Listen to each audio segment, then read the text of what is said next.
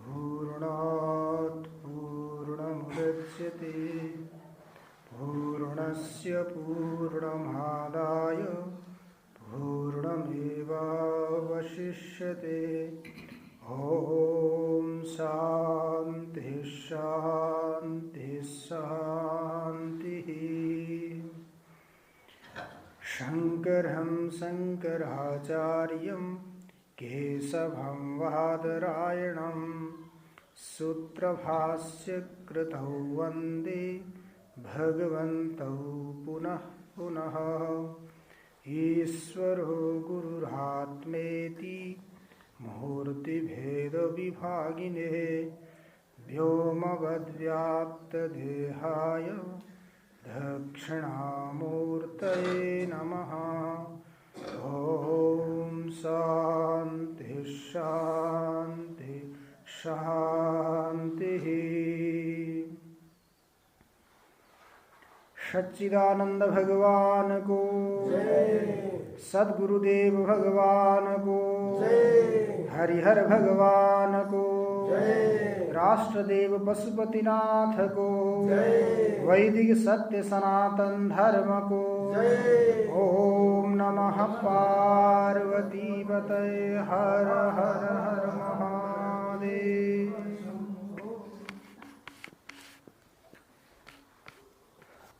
अतीव गुह्यमादेशमनन्तार्थप्रकाशकं वक्षे युष्माकमद्याहं शृणुत श्रद्धया सह।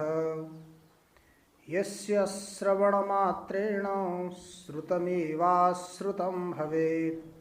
अमतं च मतं ज्ञातमविज्ञातं च सत्तमः। एकेनैव तु पिण्डेन मृत्तिकाया यथासुरः। विज्ञातं मृण्मयं सर्वं मृदभिन्नत्वतः सदा। एकेन लोहमणिना सर्वं लोहमयं यथा। विज्ञातं स्याद्यथैकेन नखानां कृन्तनेन च। सर्वं कार्ष्णाय संज्ञातं तदभिन्नत्वतः सुरा। कार्यं तु कारणाभिन्नं न भिन्नं नोभयात्मकम्। श्रुत संहिता अंतर्गत ब्रह्म गीतामा हामीहरू चर्चा गर्दैछौं। यहाँ देवता र ब्रह्माजीको संवाद चल्दैछ। देवताहरूको प्रश्नलाई सुनेर ब्रह्माजी उत्तर दिँदै हुनुहुन्छ। अतीव गुह्यम आदेशम अनन्तार्थ प्रकाशकम वक्षे युष्माकमद्याहं शृणुत श्रद्धया सह। हजुरहरूले अत्यन्त गुह्य अर्थात गोपनीय अति श्रेष्ठ प्रश्न सोध्नुभएको छ। अतीव गुह्यम आदेशम अनन्तार्थ प्रकाशकम। यो प्रश्न वेदार्थ के हो, वेदार्थलाई कसरी सम्झिन सकिन्छ, त्यसको स्वरूप के हो, लक्षण के हो, कुन लक्षणको माध्यमले त्यो वेदार्थलाई हामीले सम्झिने भनेर देवताहरूले सोध्दा ब्रह्माजीले भन्नुभयो अतीव गुह्यम। गुह्य अर्थात गोपनीय छ। गोपनीय पदार्थ उही हुन्छ जो श्रेष्ठ हुन्छ। हामीसँग जो बहुमूल्य पदार्थ हुन्छ त्यही पदार्थलाई हामीले गोपनीय ठाउँमा सुरक्षित गरेर राख्छौं। जसको धेरै मूल्य छैन, सामान्य पदार्थ छ, त्यसलाई के गर्छौं? यत्र तत्र कहीँ पनि राखिदिन्छौं। तर बहुमूल्य पदार्थलाई सुरक्षित गरेर राख्छौं। अनि बहुमूल्य पदार्थलाई कुनै व्यक्तिले कसैलाई दिँदै पनि छ भने त्यो व्यक्तिलाई सावधान गरेर सतर्क गरेर दिन्छ। यसलाई सम्हालेर राख्नु है। सम्हालेर राख्नु भनेर भन्यो भने त्यहीबाट बुझ्नुपर्छ कि यो वस्तु बहुमूल्य छ।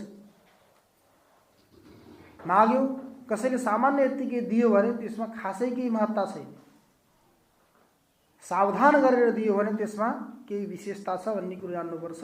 त्यस्तै ब्रह्माजीले पनि भन्नुभयो, देवताहरू हजुरहरूले सोधेको यो प्रश्न कस्तो छ, अतीव गुह्यम अनन्तार्थ प्रकाशकम। त्यो वेदार्थले साक्षी स्वरूप परमात्माले अनन्त अर्थलाई प्रकाशित गर्न सक्नुहुन्छ। अर्थात् पहिला पनि प्रसङ्ग आएको थियो, त्यही साक्षी स्वरूप परमात्माको तेजद्वारा, प्रकाशद्वारा सूर्य चन्द्र नक्षत्र ताराहरूले वस्तुलाई प्रकाशित गर्छन्। सम्पूर्ण प्रकाशित गर्ने जति पनि तत्त्वहरू छन्, पदार्थहरू छन्, त्यसमा आएको प्रकाश, तेज साक्षी स्वरूप परमात्माको हो। त्यसकारण अनन्तार्थ प्रकाशकम, अनन्त अर्थको प्रकाशित गर्ने त्यो तत्त्वमा क्षमता छ, शक्ति छ, सामर्थ्य छ। त्यस्तो के हो? वेदार्थ। त्यो वेदार्थलाई युष्माकं वक्षे अहम अद्यम शृणुत श्रद्धया सह, श्रद्धापूर्वक श्रवण गर्नुहोस्। देवतालाई ब्रह्माजीले भन्नुहुन्छ, मैले त्यो तत्त्वलाई बताउँदैछु, सुनाउँदैछु, त्यो तत्त्वको बारेमा प्रतिपादन गर्दैछु, हजुरहरू के गर्नुहोस्? शृणुत श्रद्धया सह, श्रद्धापूर्वक सावधान भएर त्यो तत्त्वलाई सुन्नुहोस्। मन यताउता जाने प्रयास गर्यो भने त्यो मनलाई एउटा रुमालको टुप्पोमा अथवा च्यादरको टुप्पोमा बाँधेर राख्ने अर्थ लाग्छ। एकैछिन त्यसलाई बाँधेर राखेपछि त्यो मन के हुन्छ? बसेर ध्यानले सुन्न सक्छ। नबाँध्ने हो भने त मन दौडिन्छ नि, भाग्छ। ठुला ठुला पदार्थहरूलाई त मनले सुन्न पनि सक्छ, ध्यान दिन पनि सक्छ, तर साना साना जो पदार्थहरू, सूक्ष्म पदार्थहरूलाई उसले के गर्छ? मतलब गरिदिन छोडिदिन्छ। किन? ऊ पनि सानो छ नि। आफू जस्तै पदार्थको आफूलाई महत्त्व हुँदैन, कोही विशेष भए महत्त्व हुने हो। त मन सूक्ष्म भएको हुनाले, सानो भएको हुनाले, परिच्छिन्न परिमाणवाला भएको हुनाले दार्शनिकहरूले विचार गरेका छन्, सबैभन्दा सानो पदार्थ संसारमा मन र परमाणु, परम अणु, अणुमा पनि परमाणु, अणु पनि धेरै छन्, तर त्यसमा जो परम अणु हो परमाणु, अनि त्यसपछि गएर मन, यी सबैभन्दा सूक्ष्म पदार्थ हो। पदार्थहरूको चिन्तन गर्दा त्योभन्दा पनि अगाडि जाँदाखेरि त अब सच्चिदानन्द स्वरूप परमात्मा त अणौरणीयान महतो महीयान, श्रुतिहरूको यही उद्घोष छ। त्यो साक्षी स्वरूप परमात्मा त अणुभन्दा पनि अणु छ, अर्थात् सानोभन्दा पनि सानो छ, त्योभन्दा सानो कोही छैन। महतो महीयान, महान भन्दा पनि तो महान छ, त्योभन्दा ठुलो पनि कुनै छैन। अर्थात् यत्र तत्र सर्वत्र तो व्याप्त छ, उसको कहीं पनि अभाव छैन। जो सर्वत्र छ त्यो सूक्ष्म पनि छ, जो सर्वत्र छ त्यो व्यापक पनि छ। वेदान्तमा यही उल्टो कुरा हुन्छ। अत्यै सूक्ष्म पनि छ अनि त्यो व्यापक पनि छ, अत्यै नजदिक पनि छ अनि टाढा पनि छ। त्यही हाम्रो अनुभवमा पनि आएको छ र अनुभवमा पनि आउँदैन।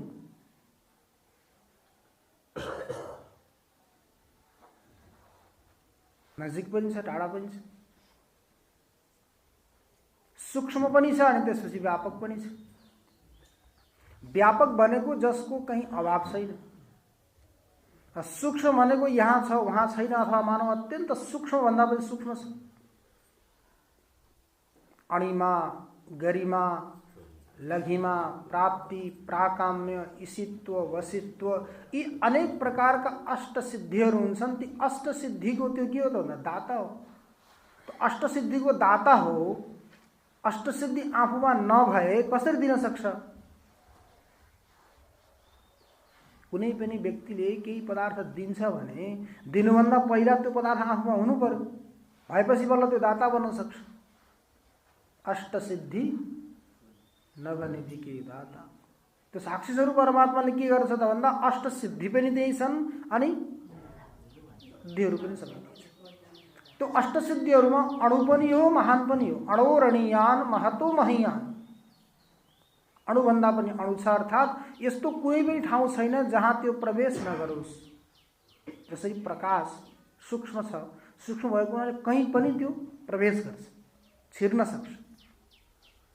त्यस्तै सच्चित आनन्द स्वरूप परमात्मा पनि अणु भएको हुनाले सर्वत्र व्याप्त।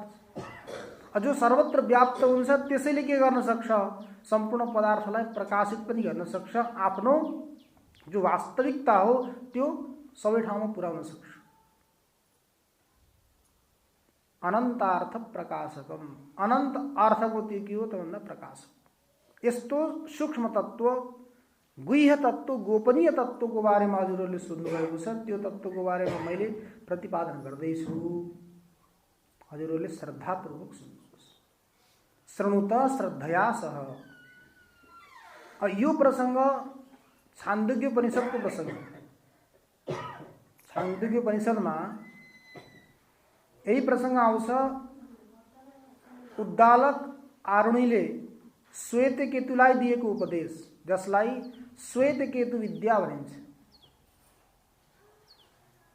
उद्दालक आरुणी श्वेत केतु पिता र पुत्र हो। श्वेत केतु पुत्र, उद्दालक आरुणी पिता। अब घरमै बसेर कहिले पनि बालकहरूले पढ्न सक्दैन। त्यही भएर प्राचीन समयमा घरमै विद्वान भएर पनि पिताजीहरूले के गर्नुहुन्थ्यो? बालकहरूलाई पढाउनलाई गुरुकुलमा पठाउनुहुन्थ्यो। गुरुकुलमा जाने नियम थियो। श्वेतकेतुलाई पिताजीले के गर्नुभयो? गुरुकुलमा पठाउनु।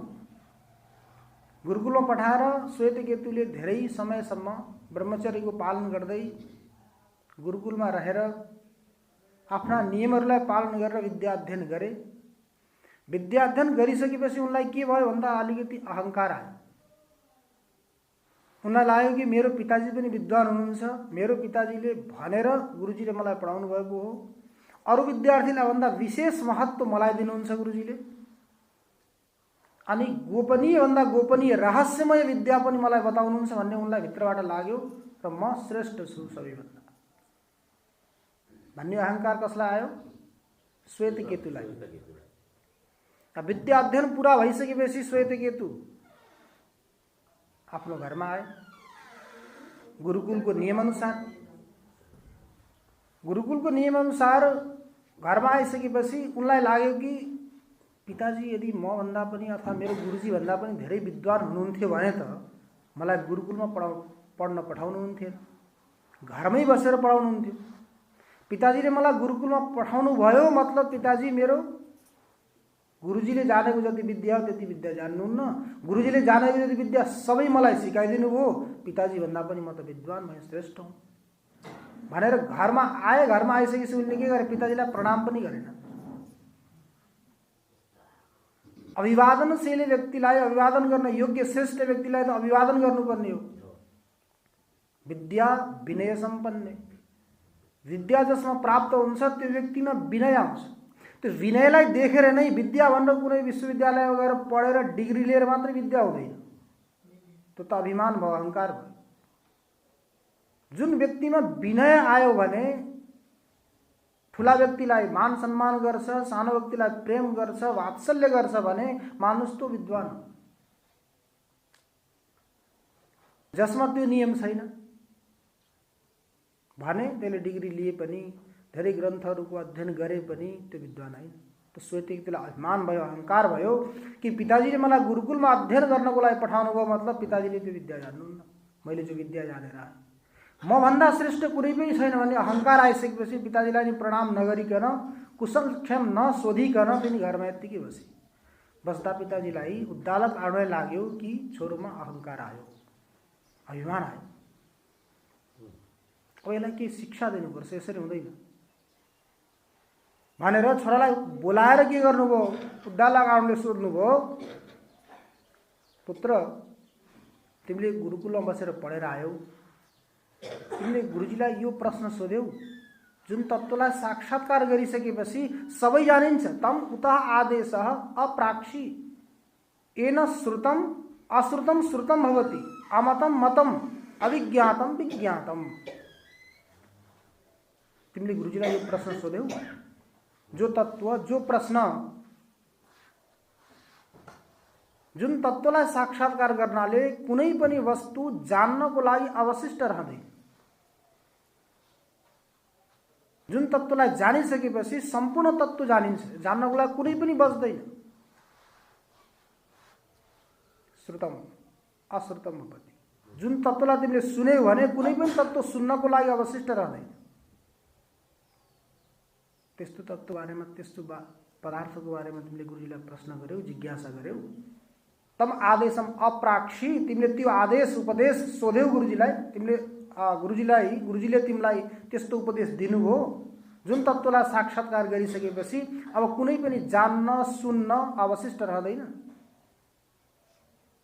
भनेर भन्दा श्वेतकेतुलाई के भयो? अचम्म लाग्यो। ओहो, त्यस्तो पनि केही तत्त्व रहेछ जसलाई जानिसकेपछि कुनै तत्त्व जान्नको लागि अवशिष्ट रहँदैन। भित्रबाट जिज्ञासा भयो, तर बाहिर उनले पिताजीलाई के भने? होइन पिताजी, त्यो तत्त्वको बारेमा हाम्रो गुरुजीलाई पनि थाहा छैन होला। त्यसो भए यदि थाहा भएको भए त गुरुजीले मलाई बताउनुहुन्थ्यो। म त गुरुजीको अत्यन्त प्रिय थिएँ, अवश्य बताउनुहुन्थ्यो। त्यो तत्त्वको बारेमा गुरुजीलाई पनि थाहा रहन्छ, त्यो भएर बताउनु भयो। अब उद्दालक आरुणीले उपदेश दिन सक्नुहुन्थ्यो घरमै, तर उहाँले भन्नुभयो मैले यहाँ उपदेश दिएँ भने यसलाई त्यो उपदेशले काम गर्दैन। अर्को कुरो, श्वेतकेतुले के सोचेर भन्दैछन् कि गुरुजीले जान्नुहुन्न भनेर। अब गुरुजीले जान्नुहुन्छ भनियो, मैले सोधिनँ भने फेरि गुरुकुलमा जानु पर्यो। अब गुरुकुलमा गएर पहिला जसरी बसेको हो त्यहाँको नियम पालन गरेर त्यस्तै किसिमले फेरि बस्नु पर्यो। अतो अग्निको सेवा गर्नु पर्यो, गायत्रीको सेवा गर्नु पर्यो, गाईको सेवा गर्नु पर्यो, ब्रह्मचर्यको पालन गर्दै त्यहाँ बस्नु पर्यो विद्या अध्ययन गर्नको लागि। त्यो गर्न त कठिन छ। बल्ल बल्ल त त्यो पार गरेर आएको बचेर अब फेरि त्यहीँ जानको लागि त कठिन छ। अनि उनले के भने, पिताजी सायद गुरुजीले त्यो विद्या जान्नुहुन्न होला, त्यो विद्या हजुरले नै मलाई बताइदिनुहोस्। अन्त कमसेकम श्वेतकेतुलाई यति त ज्ञान भयो कि म पूर्ण छैन, अपूर्ण छु भन्ने त कमसेकम भित्रबाट भयो नि एउटा भान। त्यो भान भइसकेपछि पिताजीले भन्नुभयो, बाबु यदि त्यो विद्या मैले जानेको भए तिमीलाई गुरुकुलमा पठाउने थिएन।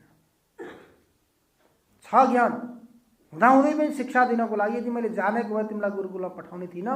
हिँड जाऊ, दुईजनै जाउँ गुरुकुलमा, तिमीले पनि पढाऊ भनेर के गर्नुभयो? उद्दालक आरुणीले श्वेतकेतुलाई फेरि लिएर गएर वहीँ गएर गुरुको सान्निध्यमा रहेर अनेक प्रकारका वाद संवाद गरेर उनीहरूलाई छान्दोग्य उपनिषदमा यो प्रसङ्ग आउँछ, तत्त्वमसीको उपदेश गर्नुभयो श्वेतकेतुलाई। त्यो तत्त्वमसीको उपदेश एकपटक होइन, दुईपटक होइन, तीनपटक होइन, कति पटक धेरै दृष्टान्त दिएर गर्दा पनि नसम्झेपछि 9 पटक नवकृतोपदेशात् 9वटा दृष्टान्त दिएर श्वेतकेतुलाई तत्त्वमसीको उपदेश दिनुभयो। तत् त्वम असि।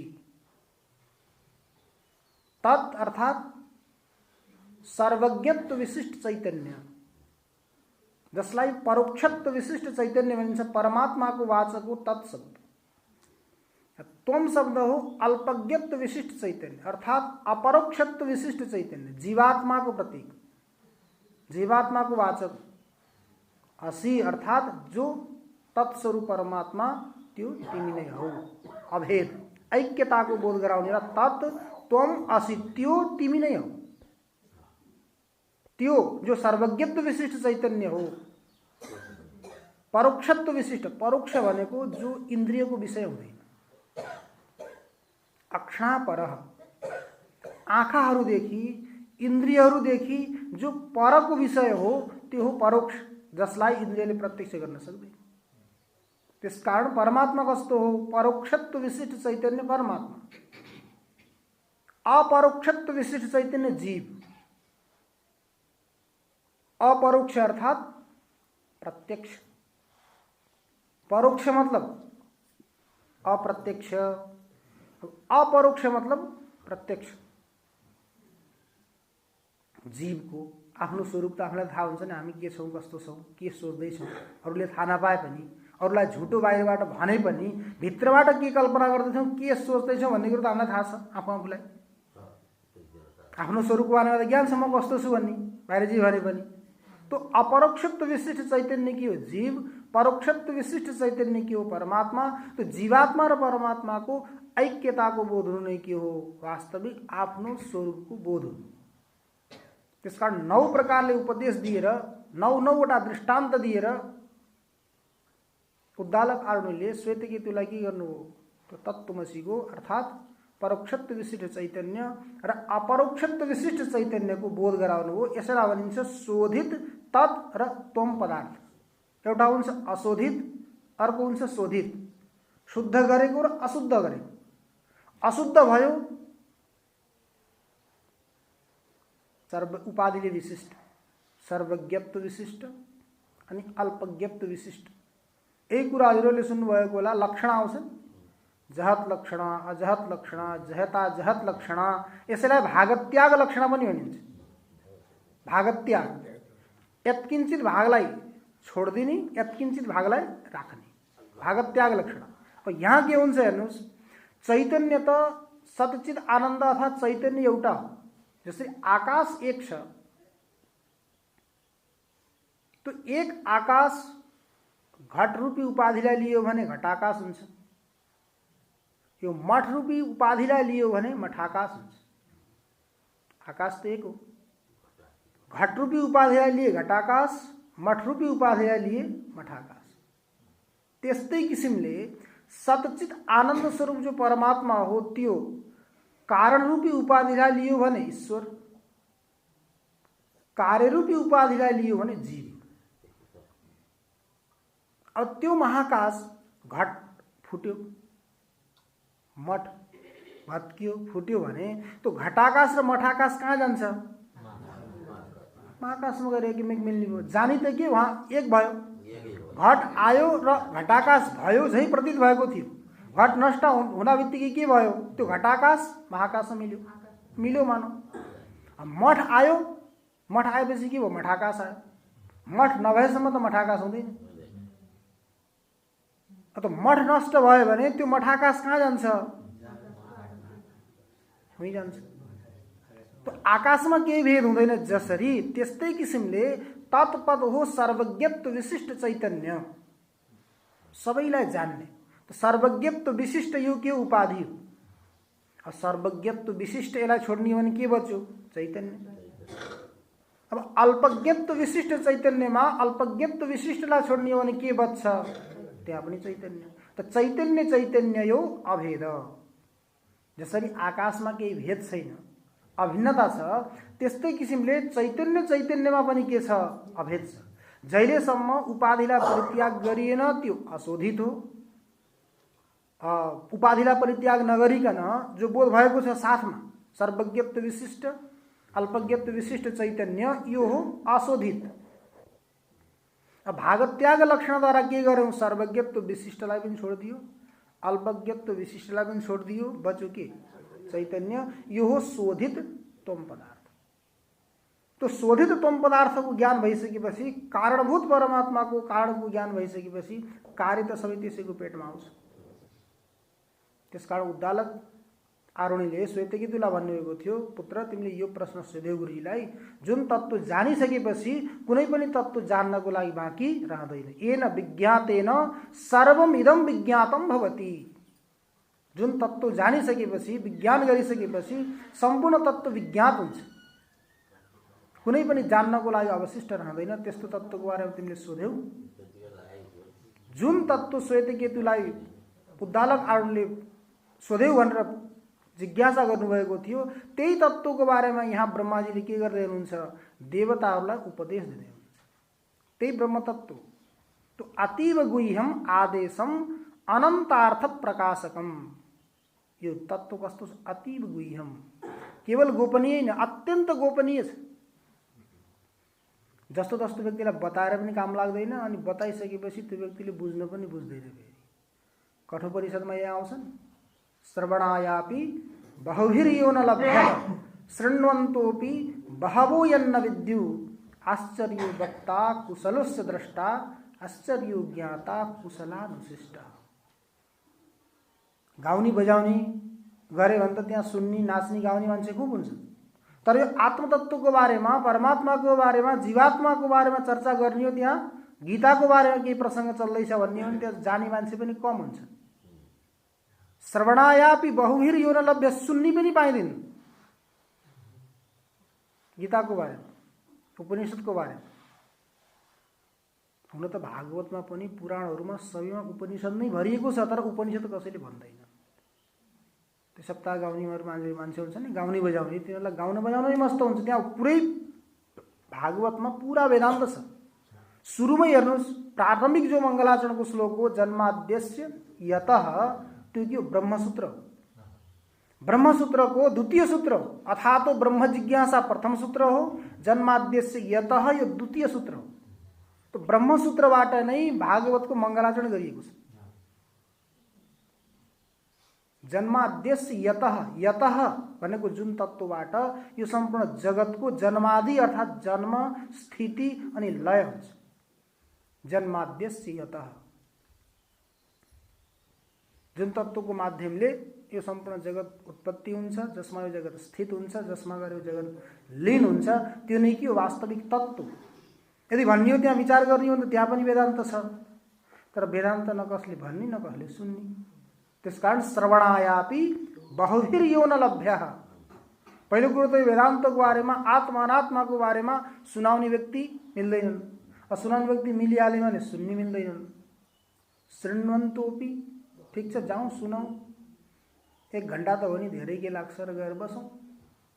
शृण्वन्तोपि, सुनिहाले पनि बहवो यन्न विद्यु, सुन्न त सुन्छन् आएर, तर बुझ्दैनन्। बुझ्दैनन् भनेर फेरि भाग्न पनि हुँदैन। बुझ्दैनन् भनेर भाग्न पनि हुँदैन। बारी खन्दाखेरि पनि पहिलोपटक खन्दा त्यति राम्रो हुँदैन नि। त्यो माटो अलि साह्रै हुन्छ। हामीले खन्दैछौँ आज थोरै थोरै, खन्दाखेरि त साह्रै हुन्छ। 2 पटक 3 पटक अलिअलि खन्यो भने त माटो के हुन्छ? एकदम कमल हुन्छ, आराम हुन्छ। त्यहाँ फेरि जो पनि लगाए पनि राम्रो फल्छ। त्यस्तै किसिमले विद्या पनि 1 पटक होइन, 2 पटक होइन, 3 पटक होइन, आएन ठिक छ, 1 पटकमा आएन, 2 पटकमा आउँछ। 2 पटकमा नसुनेर नआए 3 पटकमा आउँछ। त सुन्दै सुन्दै गयौँ भने हामी त्यही विद्याको पछि पऱ्यौँ भनेर हैरान गऱ्यौँ भने त त्यो विद्यालाई पनि आउनुपर्छ। पछि नपरे त आउँदैन। श्रवणायापि बहुभिर्यो न लभ्यः शृण्वन्तोपि बहवो यन्न विद्यु। सुनिहाले पनि धेरै व्यक्तिलाई त्यो तत्त्वको बोध हुँदैन। त्यही भगवानले पनि भन्नुभएको छ, मनुष्याणाम सहस्रेषु कश्चित् यतति सिद्धये यततामपि सिद्धानाम कश्चिन् मां वेत्ति तत्त्वतः। मनुष्याणाम सहस्रेषु कश्चित् यतति सिद्धये, हजारौं मान्छेहरूमा, मनुष्यहरूमा कश्चित् यतति सिद्धये, सिद्धि प्राप्त गर्नको लागि, त्यो तत्त्वलाई साक्षात्कार गर्नको लागि कुनै एउटा व्यक्ति प्रवृत्त हुन्छ। समाजमा त यस्तो प्रथा छ कि गीता कोही पढ्न थाल्यो भने त पागल हुन्छ, बोलाउँछ, त्यही भएर पढ्न हुन्न भन्ने प्रथा छ नि समाजमा। गीता पढ्यो भने पागल हुन्छ। अब व्यक्तिहरूले भनिदिन्छन्, कोही युवा व्यक्तिले यदि किताब पढ्न थाल्यो भने, गीता पढ्न थाल्यो भने त वरपरका गाउँकाले के भन्छन्? रे डम्फु माजल लिएर हिँड्ने बेलामा यसले गीता पढ्दैछ, तिम्रो छोरो पागल भयो, नगर्ने काम गर्दैछ भनेर के भन्छन्? गएर भड्काइदिन्छ। तो मनुष्याणाम सहस्रेषु कश्चित् यतति सिद्धये, कुनै सिद्ध गर्नको लागि प्रयत्न गर्छ। यततामपि सिद्धानाम, ठिक छ, सिद्ध गर्नको लागि जो प्रयत्नशील छन्, यत्नशील छन् ती व्यक्तिहरू, तिनीहरू मध्येमा पनि कश्चिन् माम वेत्ति तत्त्वतः, कश्चिन् माम तत्त्वतः वेत्ति, मलाई अथवा सच्चिदानन्द स्वरूप परमात्मालाई तत्त्वतः कश्चित् वेत्ति, वास्तविक रूपले कुनै एउटा व्यक्तिले जान्न सक्छ। ठिक छ, एउटैले जान्यो भने पनि त कल्याण भयो। एउटाले जान्यो भने अर्कोलाई सिकाउँछ, फेरि त्यसले जाने फेरि अर्कोलाई सिकाउँछ, अर्काले सिकाउँछ। त्यस्तै गरी गरी जसरी आजकल यो चलेको छ नि कोरोना भाइरस, एउटा व्यक्तिलाई आयो भने त्यो के हो? छुतको बिमारी हो। त्यो छुतको बिमारी एउटालाई आयो भने अर्कोलाई सर्छ, अर्कोलाई आएर अर्कोलाई सर्छ, अर्कोलाई सर्छ। त्यस्तै यो ब्रह्मविद्या पनि के हो? छुतको बिमारी हो। एउटालाई लाग्यो, त्यो नसामा मस्त छ भने के भन्छ? त के मस्त छस्, मेरो यति साधनहरू छन्, सामग्रीहरू छन्, यति हुँदाहुँदै पनि म मस्त छैन, चिन्तित छु, पीडित छु, त केमा मस्त छस् भनेर उसले भन्छ, म त यसो मस्त छु। आज त ब्रह्मगीता चल्या छ, त्यो ब्रह्मगीताको रसको आस्वादन गर्नमा म त मस्त छु। उपनिषदले के भनेका छन्? रसो वैशः रसमेवायम लब्ध्वा आनन्दी भवति। त्यो परमात्मा त के हो? रसस्वरूप हो। त्यो रसमा गएर म डुबेको छु, अरू मलाई केही पनि थाहा छैन, मस्त छु, म त सब भुलेको छु भन्यो भने त्यसले अर्को पीडित चिन्तितले के भन्छ? म पनि जाउँ त, त्यो रस कस्तो रहेछ भन्दै भन्दै यो छुतको बिमारी उसलाई लाग्यो भने त के हुन्छ? एउटैले जानु भने त कल्याणै हो। त तो कश्चित यतति सिद्धये यततामपि सिद्धानाम कश्चिन माम वेत्ति तत्वतः। कुनै कुनै व्यक्ति यस्ता छन् जसले मलाई तत्वतः वेत्ति, वास्तविक रूपले साक्षात्कार गर्छन्, जान्न सक्छन्। एक उपनिषदमा आउँछ श्रवणायापि बहुभिर्यो न लभ्यः शृण्वन्तोपि बहवो यन्न विद्यु। आश्चर्यो वक्ता। पहिला त त्यो तत्त्वलाई बताउने वक्ता नै आश्चर्य छ। अनि कुशल अनुशिष्ट, त्यो अनुशासनमा रहेर सुन्ने श्रवण गर्ने कुशल व्यक्ति मिल्नै मुस्किल छ। कुनै पनि व्यक्ति यदि अनुशासनमा आएर श्रवण गर्न चाह्यो, सुन्यो भने त बिस्तारै बिस्तारै त्यो तत्त्वको अनुगम गर्न सक्छ, तत्त्वको साक्षात्कार गर्न सक्छ। तर त्यसले सुन्न कसरी पर्यो? श्रद्धया, श्रद्धापूर्वक सुन्नु। केवल सुन्दिनको लागि होइन, सुन्नको लागि सुन्यो भने, सुन्नको लागि सुन्यो भने त्यो व्यक्तिले के गर्न सक्छ? तत्त्व साक्षात्कार गर्न सक्छ। सुन्दिनको लागि सुन्यो भने त फेरि त्यो हुन सक्छ। हुन्छ नि काम कहिले गर्ने कहिले गर्दिने। गर्दिने अर्कोको लागि भयो, गर्ने आफ्नो लागि हो। अब सुन्दिने कि सुन्ने? अब सुन्ने कसरी? श्रद्धया। श्रद्धावान लभते ज्ञानम तत्परः संयतेन्द्रिय ज्ञानम लब्ध्वा पराम शांतिम अचिरेणाधिगच्छति। श्रद्धावान हुनु पर्यो। अर्को उपनिषदहरूको उद्घोष छ आचार्यवान पुरुषो वेद। आचार्यवान पुरुषो वेद। त्यही पुरुषले त्यो तत्त्वलाई साक्षात्कार गर्न सक्छ जसले आचार्य नियुक्त गरेको छ, जसलाई अर्थात् गुरु नियुक्त गरेको छ। आचार्य अर्थात् आचिनोति च शास्त्रार्थम आचार्य स्थापयत्यपि स्वयं आचरते यस्मात् तस्मात् आचार्य गीयते। आचिनोति च शास्त्रार्थम, जसले सम्पूर्ण शास्त्रको अर्थलाई चयन गरेको छ। आचिनोति अर्थात् आसमन्तात चयन, आद्योपान्त, केवल थोरै थोरै होइन, सुरुदेखि लिएर अन्तसम्म पुरा अध्ययन गरेको छ। आचिनोचित शास्त्रार्थम आचार्य स्थापयत्यपि, आफ्ना शिष्यहरूलाई अन्तेवासीहरूलाई के गर्छ? आचारमा स्थापित पनि गर्छ, आचारमा राख्छ पनि।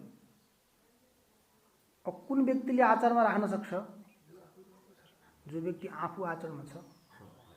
आफू आचरणमा नभएर अर्कोले आचरणमा राख्न चाहन्छु भनेर प्रयास गर्छ भने त्यो कहिल्यै पनि रहन सक्दैन। तर हामीहरूको के छ नियम?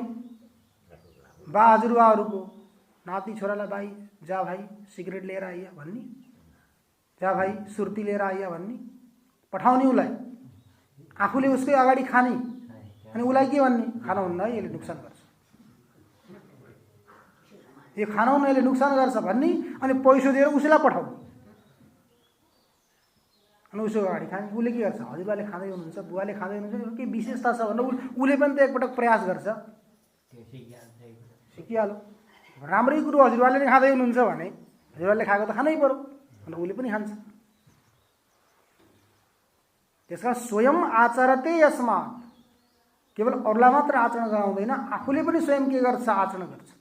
आचिनोति च शास्त्रार्थम आचार्य स्थापयत्यपि स्वयं आचरते यस्मात्, आफूले पनि के गर्छ? स्वयं आचरण गर्छ। तस्मात् आचार्य गीयते, त्यसलाई के भनिन्छ? आचार्य भनिन्छ। र स्वयं आचरण नगरिकन अरूलाई मात्र बताउँछ भने त्यो आचार्य भएन। तो आचार्यवान पुरुषो वेद, जो आचार्यवाला पुरुष हो त्यही पुरुषले त्यो तत्त्वलाई, वेदार्थलाई बोध गर्न सक्छ। अरू व्यक्तिले, सामान्य व्यक्तिले बोध गर्न सक्दैन। तो पहिला स्वयं के गर्नु पर्यो? आफूले सम्पूर्ण ग्रन्थको अर्थलाई चयन गर्नु पर्यो, अर्थलाई अनुगम गर्नु पर्यो। आफूले गरिसकेपछि त्यो अनुरूप शिक्षा पनि दिनु पर्यो, अनि तदनुरूप आफूले के गर्नु पर्यो? आचरण पनि गर्नु पर्यो। गरिसक्यो भने त बल्ल व्यक्ति आचार्य भयो। त्यो आचार्यले दिएको उपदेशले बल्ल उसलाई के गर्छ? असर गर्छ, प्रभाव गर्छ। एकजना कुनै व्यक्ति बिरामी भए, बिरामी भइसकेपछि उनी वैद्य कहाँ गए। वैद्यलाई गएर उनले नाडी परीक्षण गराए। वैद्यहरू, राम्रा वैद्यहरूले के भन्छन् भने त रोग सोध्दैनन्, तँलाई के भएको छ भनेर। मलाई यस्तो भएको छ, उस्तो भएको छ तपाईँले भन्न थाल्नु भने त्यसले गाली गर्छ। त आफै भन्नुहोस् भने मसँग किन आएको? त्यो मेरो काम हो। नाडी समातेर उनले के भन्छन्, मलाई यो रोग छ, अमुक अमुक। तर ती वैद्यले के गरे भने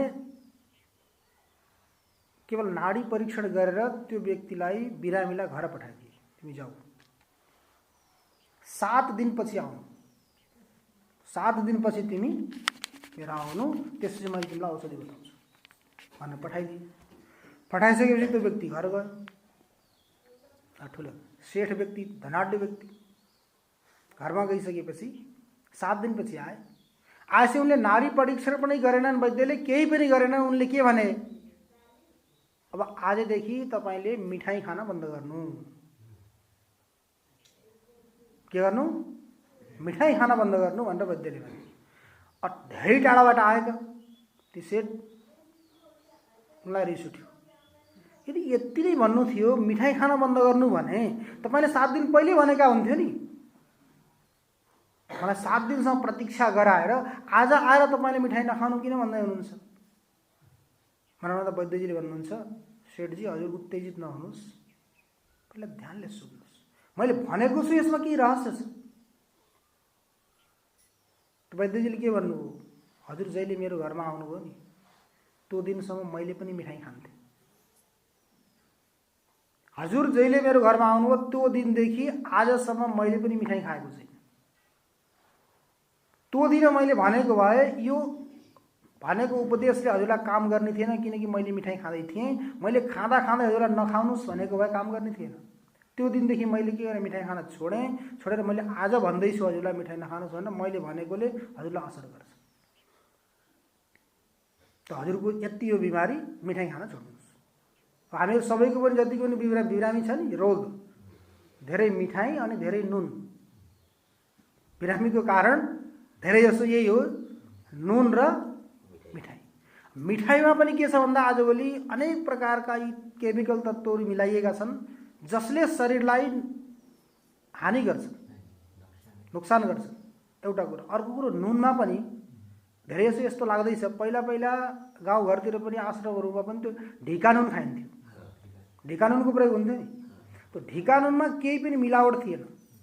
तर अहिले यो आयोडिन भनेर पिसेर अनेक प्रकारका के तत्त्वहरू मिलाएर जो दिएका छन् राम्रो भनेर, यही नुनबाट रोग आएको छ। यो आयोडिन भनेर त्यसलाई साफ गर्दा पिस्दा जति प्रकारका यहाँ तत्त्वहरू राखिएका छन्, सकेसम्म त्यो आयोडिन नखाएर आउनु, ढिकै ल्याउने अरू पिसेर आफ्नो डिब्बामा राख्ने, त्यो नुन खाने। यसमा अनेक प्रकारका यस्ता केमिकलहरू छन्, तत्त्वहरू छन्। ती तत्त्वले गर्दाखेरि हामीलाई के गरेका छन्? ती वैद्यले के भने, आजदेखि हजुरले मिठाई नखानुहोस्। गएर तिनले मिठाई बन्द गरे। केही दिनसम्म मिठाई बन्द गरेपछि उनको जो समस्या थियो त्यो समस्याको स्वतः के भयो? समाधान भयो। त्यस्तै किसिमले हामीहरूले पनि केवल शिष्यहरूलाई, पुत्रहरूलाई, आफ्नो सन्ततिलाई उपदेश मात्र दिएर काम हुँदैन। साना व्यक्तिले त के गर्छ? यद यदा आचरति श्रेष्ठम तद्दतेवेतरो जन सयत् प्रमाणम कुरुते लोकस्तदनुवर्तते। अनुसरण गर्ने हो। हामीहरूले जस्तो जस्तो कर्म गर्छौँ, व्यवहार गर्छौँ, त्यही व्यवहारको उनीहरूले के गर्छन्? अनुसरण गर्छन्।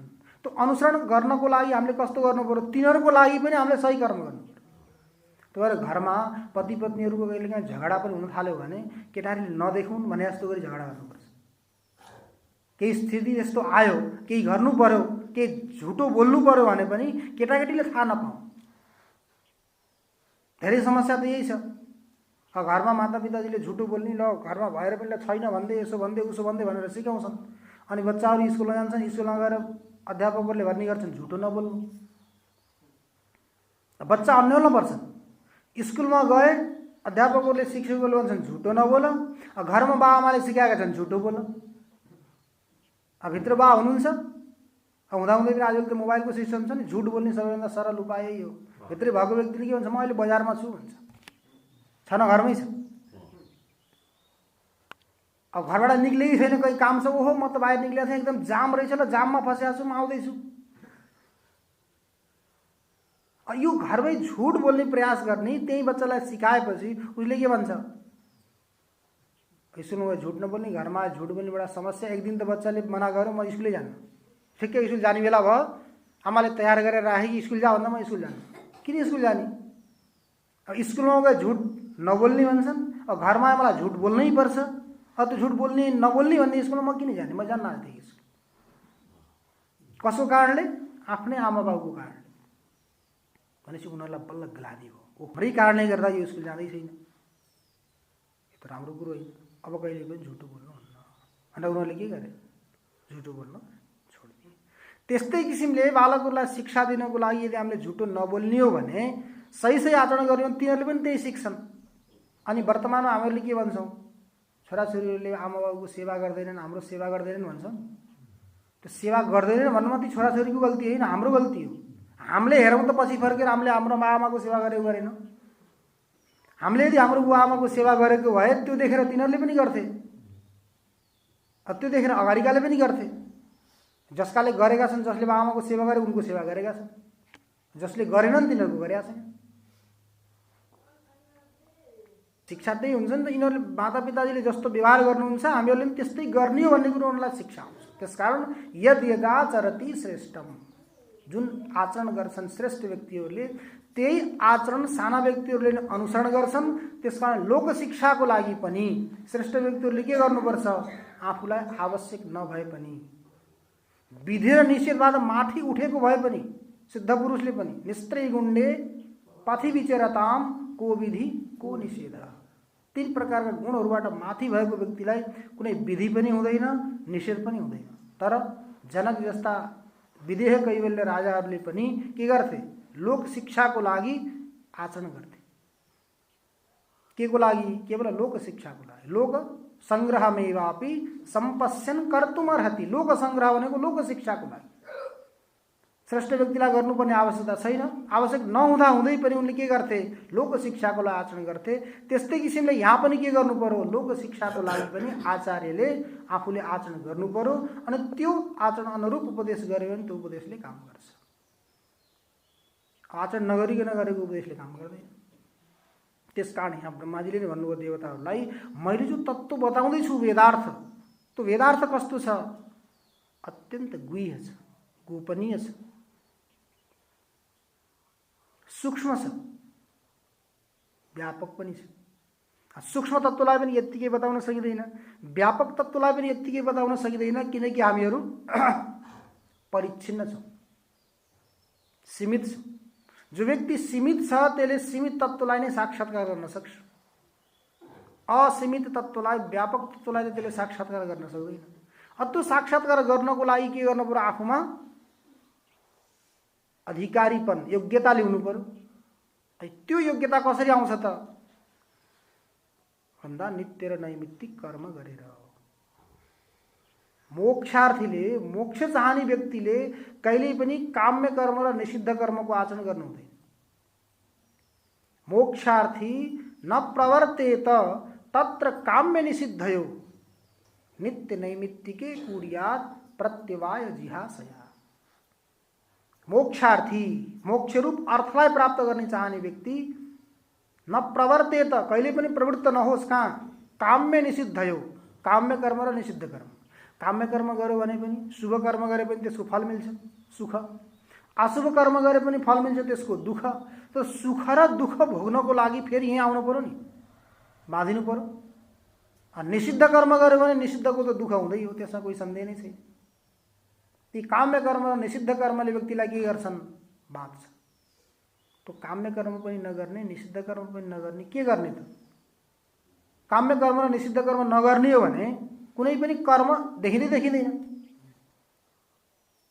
गफ गर्न थाल्ने हो भने, गफ गर्न सुरु गर्दा यसो भनौँ कि बितेका कुरा नगर्ने, बितेका कुरा नगर्ने भन्ने हो भने कहिले गफ हुन्छ? हुन्छ नि हुँदैन? हामीहरू वाराणसीमा छात्रावासमा बस्ने बेलामा एउटा कोठामा कुनैमा 2 जना, कसैको ठुलो भए 3 जना त्यसरी बसिन्थ्यो। अब परीक्षा आइसक्यो, पढ्ने तयारी गर्नु पर्यो, त तयारी हुनै नपाउने। एउटाले कुरो निकाल्यो अनि त्यसको कुरो सकिने बाहेक अर्कोले निकाल्छ, अब अर्कोले कुरो निकाल्यो त्यसको नाममा अर्कोले निकाल्छ, कहिले सकिँदै सकिँदैन। नसकेपछि के निर्णय गर्यो भन्दा अब यसो गर्ने, बितेका कुरा गर्दै नगर्ने। बितेका कुरा जसले उठाउँछ त्यसले एउटा उठायो भने त्यसले 10 रुपियाँ सजाय तिर्नु पर्यो। गरिमा त्यो भनेपछि 1-2 दिन त चल्यो, तर यस्तो लाग्यो कि यो बितेका कुरा नगरिने कुनै कुरै आउँदैनन्। नासी त यस्तो भएको कोही दुश्मन बसिया छ, भोलि नै बन्द भयो। अब केही पुरानो कुरो उठिहाल्यो भने सजाय तिरिहाल्नु पर्यो, दण्ड तिरिहाल्नु पर्यो। अब पुरानो कुरो नउठाए कुरै छैन, बन्द, ऊ पनि हेरेछ, ऊ पनि बन्द, ऊ पनि बन्द। जस्तै नमिल्ने व्यक्तिहरू हुन्छ नि, देखियो भने पनि देखादेखि हुन्छ, बोलचाल हुँदैन, त्यस्तै स्थिति हुन थाल्यो। त्यस कारण के गरियो, त्यो पनि नियम निरस्त भयो। त्यस्तै बितेका कुरा नगर्ने गफ हुँदैनन्। अब काम्य कर्म र निषिद्ध कर्म दुईटै नगर्ने हो भने के गर्ने त? भगवानले भन्नुभएको छ, नहि कश्चित क्षणमपि जातु तिष्ठत्य कर्मकृत। अकर्मकृत जातु उत्पन्न भएको जो प्राणी क्षणमपि नतिष्ठति, कर्म नगरिकन यो संसारमा उत्पन्न भएको प्राणी जीव एक क्षणसम्म पनि यत्तिकै बस्न सक्दैन। एक क्षण पनि। नहि कश्चित क्षणमपि जातु तिष्ठत्य कर्म नगरिकन बस्न सकिँदैन। काम्य कर्म पनि गर्नु हुँदैन, निषिद्ध कर्म पनि गर्नु हुँदैन। के गर्ने त? नित्य नैमित्तिके कुर्यात्। गर भाइ, के गर? नित्य र नैमित्तिक कर्म गर। आहार सन्ध्यामुपासित इत्यादि सन्ध्या वन्दन आदि नित्य कर्म गर। अनि नैमित्तिक कर्म पूर्णिमा निमित्त, अमावस्या निमित्त, संक्रांति निमित्त, ग्रहण निमित्त, अनेक प्रकार का एकादशी निमित्त अलग अलग विभिन्न जो कर्महरू हुन्छन्, नित्य र नैमित्तिक कर्मको आचरण गरौँ। के को लागि गर्ने त नित्य र नैमित्तिक कर्म? त प्रत्यवाय जिहासया। प्रत्यवाय भनेको पाप। पाप नलागोस् भनेर त पापबाट बच्नको लागि केवल, अरू कुनै पनि अर्थ होइन त्यहाँ। प्रत्यवाय जिहासया। नित्य नैमित्तिक कर्म नगरे के हुन्छ? पाप लाग्छ। गरे कुनै पनि फल हुँदैन, विशेष गरी नित्य कर्ममा। त्यसकारण नित्य नैमित्तिक कर्म गर्ने के को लागि? प्रत्यवायलाई हनन गर्नको लागि, पाप नलागोस् भन्नको लागि। यस्तो जो नित्य नैमित्तिक कर्म गरेर अन्तःकरण शुद्ध गरेको जो व्यक्ति हो, भक्त हो, त्यो भक्तले नै के गर्न सक्छ? वेदार्थको साक्षात्कार गर्न सक्छ। जसले नित्य नैमित्तिक कर्मको माध्यमले हेर्नुहोस्, नित्य नैमित्तिक कर्मको माध्यमले अन्तःकरण कहिले शुद्ध हुन्छ भन्न सकिँदैन। कुन जन्ममा गएर शुद्ध हुन्छ भन्न सकिँदैन। केवल ब्राह्मण कुलमा जन्म भएर त्यो सिद्ध होला भन्ने कुरो होइन। क्षत्रिय, वैश्य, शूद्र कुलमा गएर पनि सिद्ध हुन सक्छ। केवल मनुष्य होइन, जानवर भएर उत्पन्न भयो भने त्यो सिद्ध हुन सक्छ। हात्ती हेर्नुहोस् त, गजेन्द्र मोक्ष। त्यो हात्तीले कुन विश्वविद्यालयमा गएर के विद्या पढेर कुन डिग्री लिएर आएको थियो? भगवानले त्यसको उद्धार गर्नु हो। श्रद्धा व्यक्तिको कहिले कहाँ गएर जाग्छ, उड्छ भन्ने कुरो कोही पनि विश्वास छैन। कहीँ पनि केही पनि हुन सक्छ। दक्षिण भारतमा हजुरहरू कतिपय जानुभएको होला, तिरुपति बालाजी। त्यो तिरुपति बालाजी भन्दा तल छ तिरुमला। त्यो तिरुमला भन्दा पनि अझ अगाडि सायद मलाई लाग्छ 65-70 किलोमिटर टाढामा छ एक हस्ती, हस्तेश्वर महादेव मन्दिर। कालहस्तीको मन्दिर छ, जहाँ नजिकै सुवर्णमुखरी नदी बग्छ। जङ्गल थोरै जङ्गलमै छ त्यो, पहाडको ठाउँमा। पहिला त घनघोर जङ्गल थियो होला, अहिले त सहर बसिसक्यो। कालहस्तेश्वर महादेवको मन्दिर छ। त्यहाँको एउटा प्रसङ्ग आउँछ कुनै पुराणमा। पहिला त त्यस्ता जङ्गलमा बस्ने व्यक्तिहरू सबै आदिवासी हुन्थे, भील जातिका। भील भन्थे त्यहाँ, आदिवासीलाई त्यहाँतिर भील भन्छ, भील जातिका। उनीहरूको जीवन नै यही हो कि जङ्गलमा जाने, धनुष बाण साथमा राख्ने, जानवरहरू मार्ने, तिनै जानवरहरूलाई पोलपाल पारेर खाने अनि आजीविका चलाउने। त्यति तिनीहरूको एउटा सहारा हुन्थ्यो। त्यही जङ्गलमा एउटा कणप्प नाम गरेको आदिवासी थियो, भील, जसको नाम थियो कणप्प। भगवान शङ्करले कहिले कहाँ के लीला गर्नुहुन्छ भन्ने कुरो भन्न सकिँदैन। धेरै जसो भगवानले के गर्नुहुन्छ भन्दा सुँगुर भएर सुँगुरको रूप धारण गरेर आफ्नो भक्तहरूलाई आकर्षित गर्नुहुन्छ। अर्जुनलाई पनि त्यही गर्नुभएको थियो नि। अर्जुन पनि कि जङ्गलमा तपस्या गर्दै गर्दा सुँगुर भएर भगवान आउनुभयो। सुँगुर भएर आउँदै जाँदाखेरि अर्जुन के गरे? बाण हान्दै जाँदाखेरि त बाण हान्दाखेरि भगवान शङ्करले दर्शन दिनुभयो।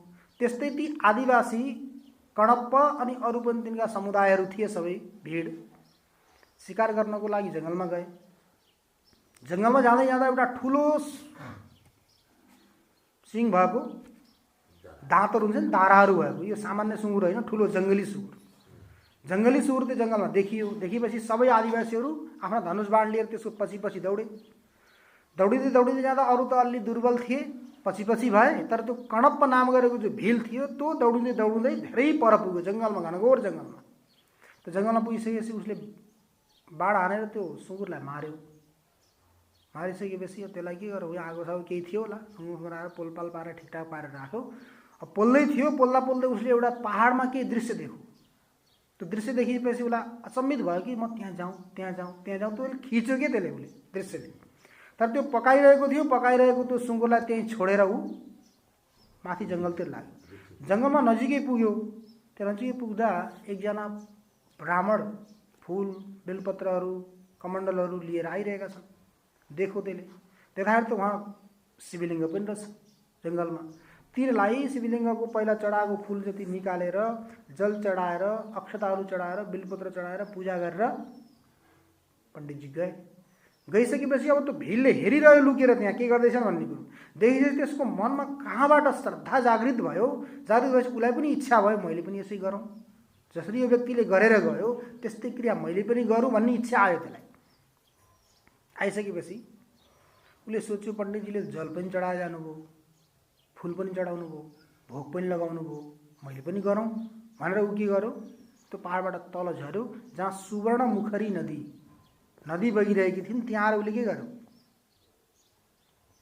त्यही नजिकै सुँगुर पनि पकाएको थियो, उसले पोलेको थियो।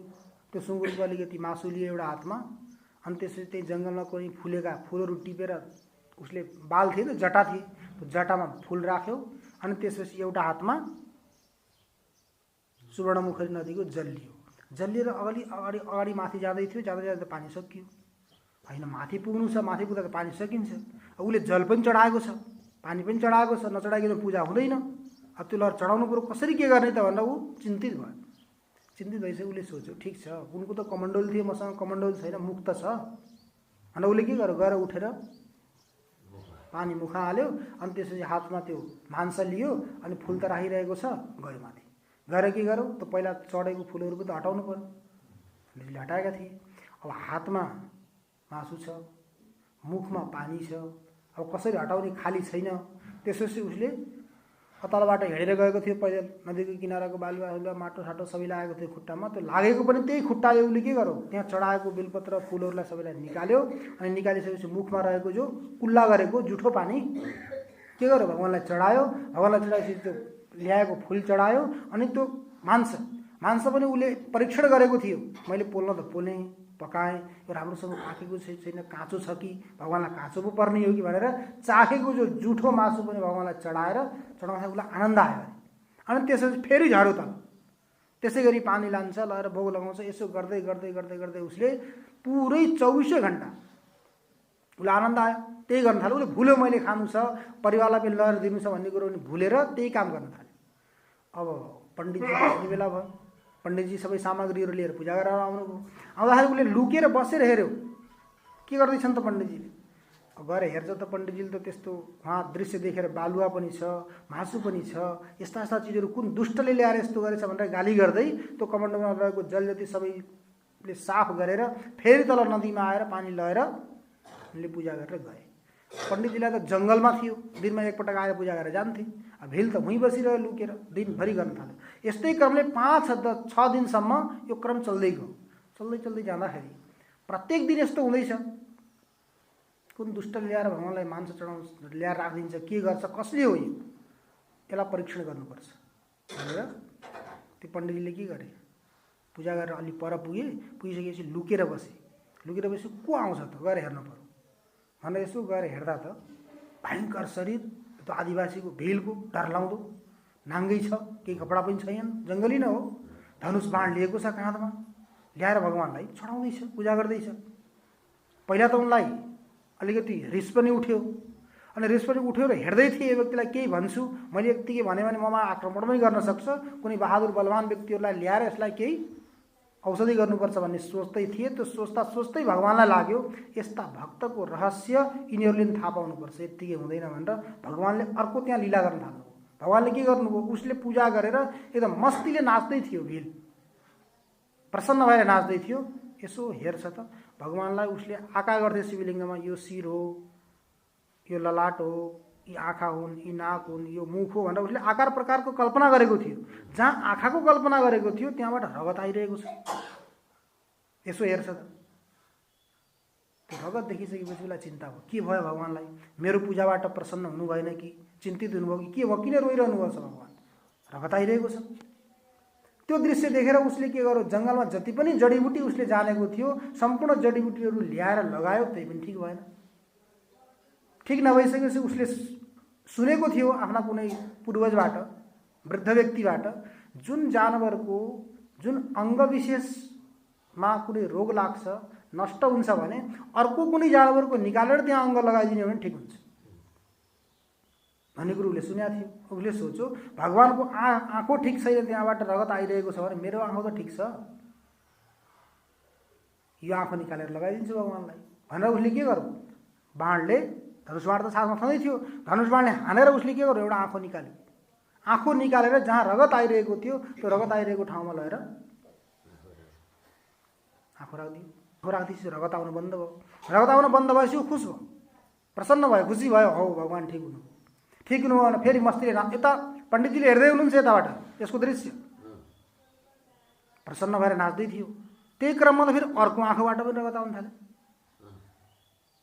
अब उसले सोच्यो कि औषधिको रोगको औषधि त मलाई थाहा भइहाल्यो, मसँग आँखो अर्को पनि छ, अर्को पनि मैले लगाइदिन सक्छु भगवानलाई। तर उसले सोच्यो आँखो लगाउन त सक्छु, आँखो निकाल्यो भने मैले हेर्न त सक्दिनँ, देख्दिनँ, कहाँ लगाउने भन्ने कुरो मलाई थाहा हुँदैन। उसले के गर्यो, एउटा खुट्टाको औँठो, बुढी औँलो लगाएर जहाँ भगवानको आँखाबाट रगत आइरहेको छ नि त्यहाँ खुट्टो उठालेर त्यहाँ औँठो लगायो अनि धनुष बाण निकालेर उसले के गर्दै थियो, आँखा निकाल्नको लागि तयार भएको थियो। त्यही अवस्थामा भगवान प्रकट हुनु। भगवान प्रकट भएर भन्नुहुन्छ भयो भयो अब आवश्यक छैन, म ठिक छु भनेर प्रकट हुनुभयो भगवान। र त्यो आदिवासीलाई भिललाई दर्शन दिनुभयो। त्यो दर्शन भएको देखेर पण्डितजी के भएछ, मैले यत्रो सालदेखि वेदका मन्त्र पढेर यसरी मैले पूजा गर्दैछु, भगवानले मलाई दर्शन दिनु भएन, तर यो भिललाई दर्शन दिनु यसमा कारण के हो? पण्डितजीले सोच्नुभयो म त केवल मेरा पिताजीले गर्नुहुन्थ्यो, मेरा हजुरबाले गर्नुहुन्थ्यो, केवल औपचारिकता निभाउन आएर मैले कार्य गर्दैछु, त्यस्तो श्रद्धा भक्तिले गर्दै छैन, केही धेरै केही समर्पण पनि गरेका छैन। गङ्गाजल ल्याउँछु, बन्न फुलेका फुलहरू ल्याएर चढाउँछु, त्यसपछि म जान्छु। तर त्यो आदिवासीले हेर्नुहोस्, त्यो जङ्गलमा घनघोर हिंसक प्राणीहरू छन्, जीवहरू छन्, या त जीवले उसलाई खाने या त उसले जीवलाई खाने, त्योदेखि अतिरिक्त केही उपाय छैन। त्यस्तो स्थितिमा पनि त्यो व्यक्ति नडराइकन नसोचिकन भयभीत नभए उसले के गर्यो, एउटा आँखो निकालेर चढाइसक्यो, अर्को आँखो निकालेर चढाउनको लागि पनि तयार छ। अर्थात् समर्पित गर्ने भाव कति छ हेर्नुहोस्। सर्वस्व दिने, सर्वस्व समर्पण परमात्मालाई गर्यो भने अनि त्यसपछि गएर भगवान के हुनुहुन्छ? भगवानको नाम त के हो? आशुतोष हो नि। भगवान शङ्करको नाम हो आशुतोष। आशु भनेको छिटो, तत्काल, तोष भनेको सन्तोष हुने। अरू भगवानहरू त्यति छिटो प्रसन्न हुनुहुन्न, तर भगवान त के हो? भोलेनाथ हो, प्रसन्न पनि हुनुहुन्छ। अनि त्यसपछि एकैछिनमा फेरि क्षणे रुष्टा क्षणे तुष्टा, रुष्टा तुष्टा क्षणे क्षणे। श्रेष्ठ व्यक्तिहरूको यही स्वभाव हो, एकैछिनमा प्रसन्न पनि हुन्छन्, एकैछिनमा रुष्ट पनि हुन्छन्। कतिखेर रुष्ट हुन्छन्, कतिखेर प्रसन्न हुन्छन् भन्ने कुरो थाहा हुन सक्दैन। त्यसकारण प्रयास के गर्नु पर्यो? सदा